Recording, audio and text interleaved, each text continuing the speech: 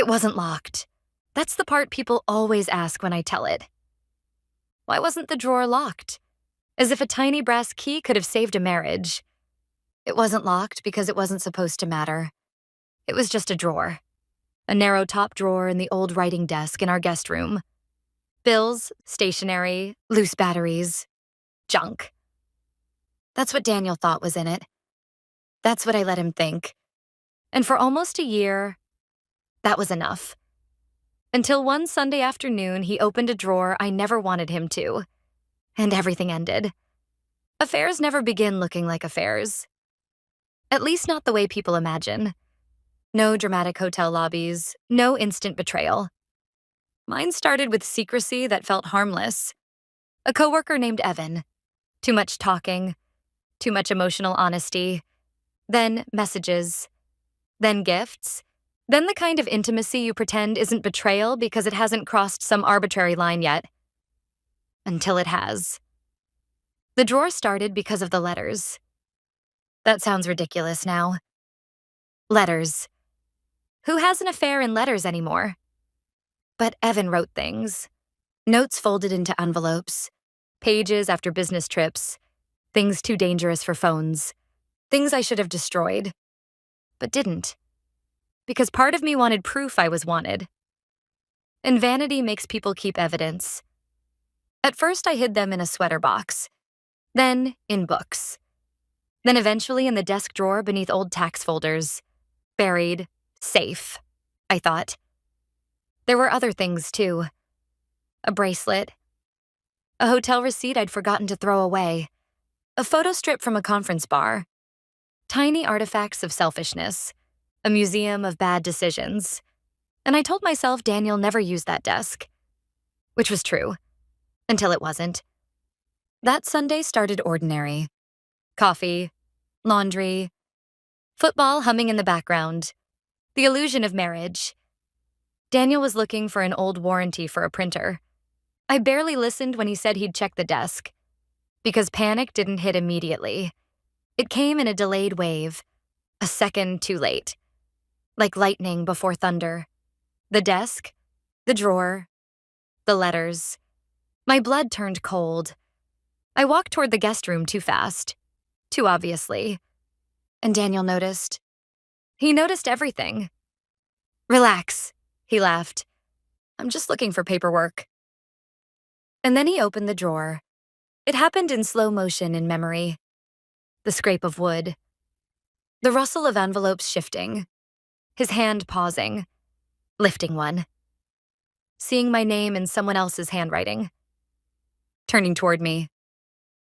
What's this? Simple words. Terrible words. I still remember trying to smile. That doomed reflex people have when catastrophe arrives. Oh, old stuff. Weak. Instantly weak. Daniel slid a letter free. Opened it. Read. Silence. And I watched his face change. Not explode. Collapse. Which was worse. He read a line aloud. I still think about the hotel room after midnight. Then looked at me. No accusation, just disbelief. Hotel room? And in that moment, I knew there was no version where this could be talked away. I lied anyway. Of course I lied. Said it was fantasy writing. A joke. Old nonsense. Daniel didn't even respond.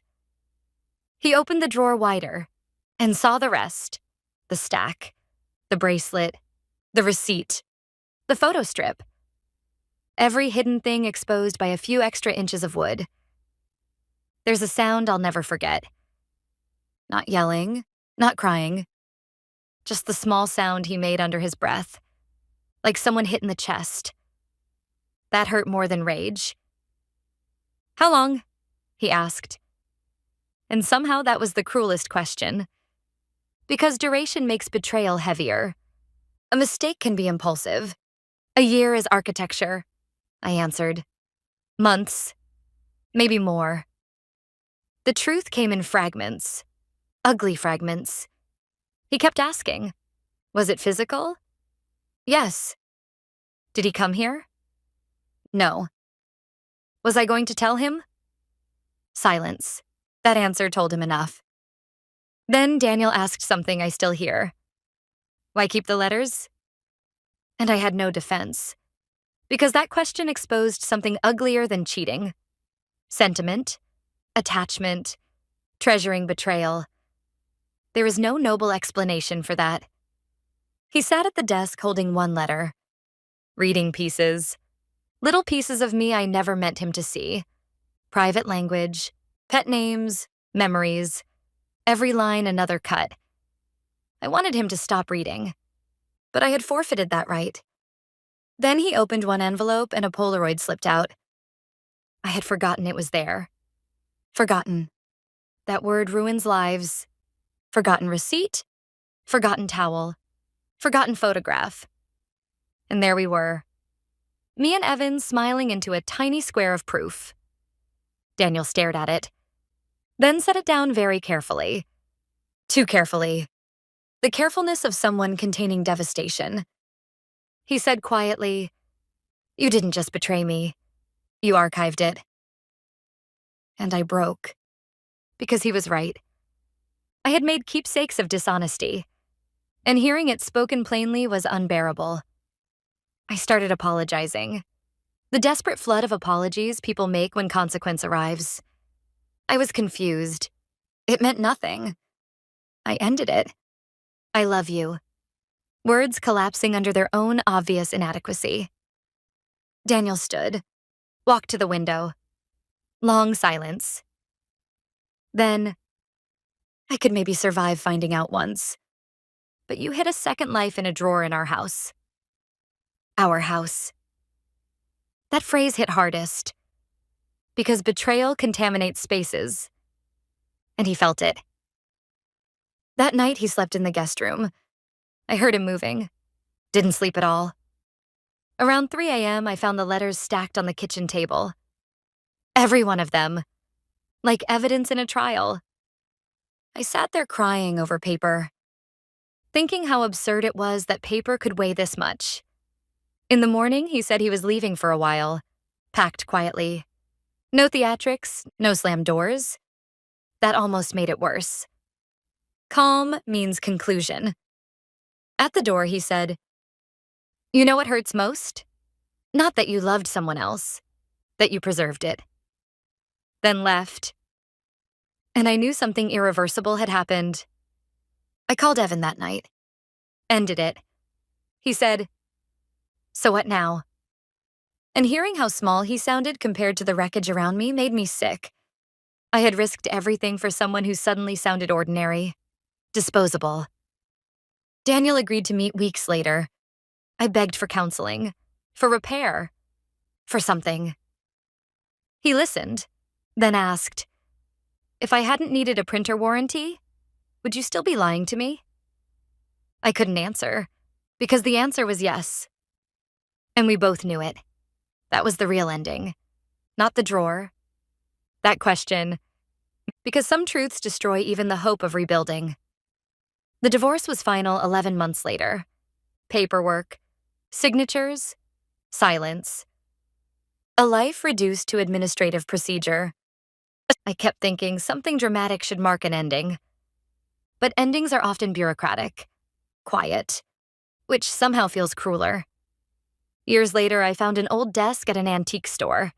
Same narrow top drawer, same brass pole. And I had to walk out. Because grief brands objects. Some people see furniture. I see collapse. People imagine relationships break over grand discoveries.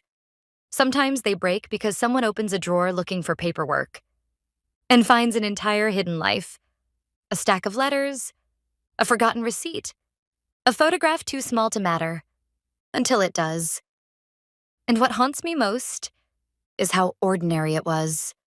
No trap, no detective work, no dramatic exposure, just a man looking for a warranty, opening the wrong drawer, or maybe the right one. Because maybe truth was always waiting there, under tax folders, under excuses, under every lie I told myself, waiting for wood to slide open, waiting to be found. because he opened a drawer I never wanted him to. And from that moment, everything unraveled.